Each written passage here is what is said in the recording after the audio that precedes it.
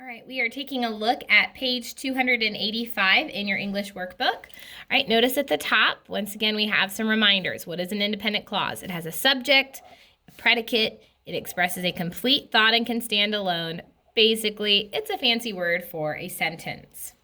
All right, a dependent clause is a group of words that has a subject, it has a predicate, but it cannot stand alone as a sentence. All right, it doesn't express a complete thought.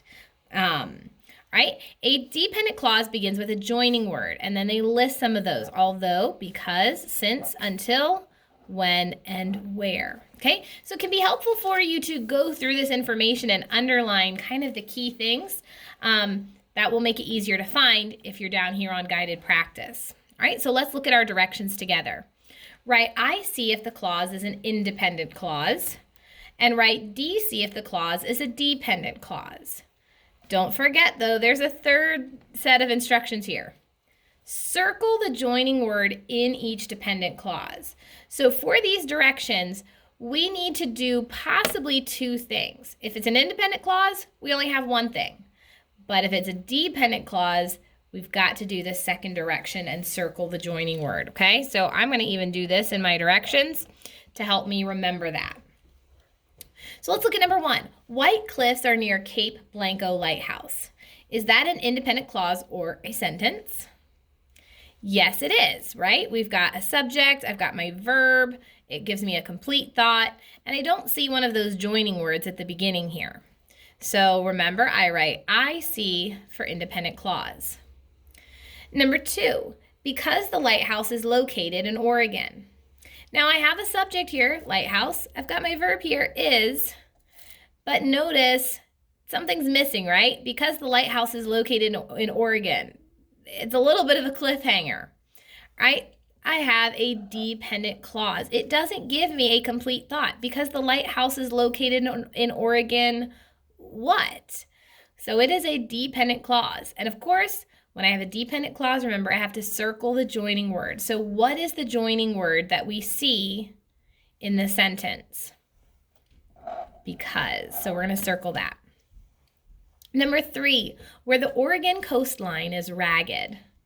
All right, once again, we've got a subject, coastline, we've got our verb.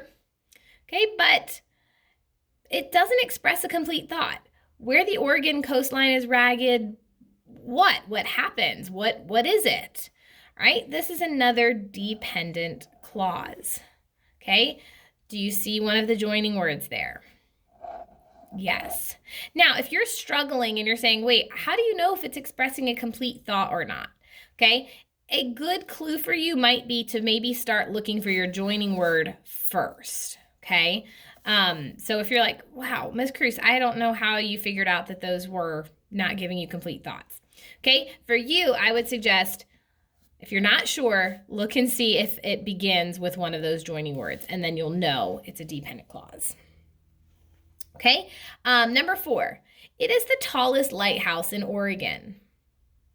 Okay, is that a full complete thought? Yep, that would be an independent clause. James Langlois was the keeper for 42 years.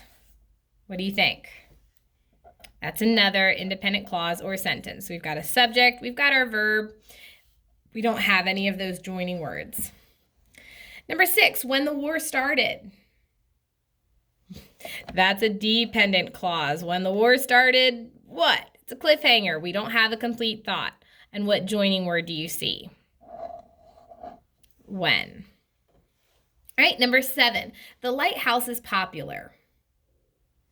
All right, did you come up with independent clause for that one? That's a sentence. And number eight, because visitors were given a tour by the keeper. That one is a dependent clause. I see our joining word here. And once again, it's not a complete thought. Because visitors were given a tour by the keeper, what? What happened? Okay? Now, one thing I will warn you, if you are going more by the joining words, you're looking for the joining word, and if you see the joining word, then you write dependent clause, okay? That's fine, but keep in mind that won't always work.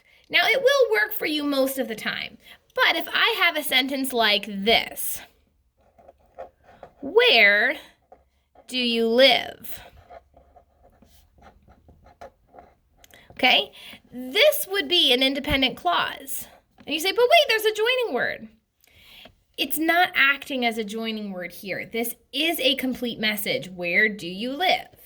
Okay, so just be aware of that just because you might see when or where, usually when and where are the main two that you have to watch out for. Just because it starts with when or where doesn't necessarily mean it's going to be a dependent clause. In that case, you do kind of have to look at overall and say, is this a complete thought? Is it a complete message?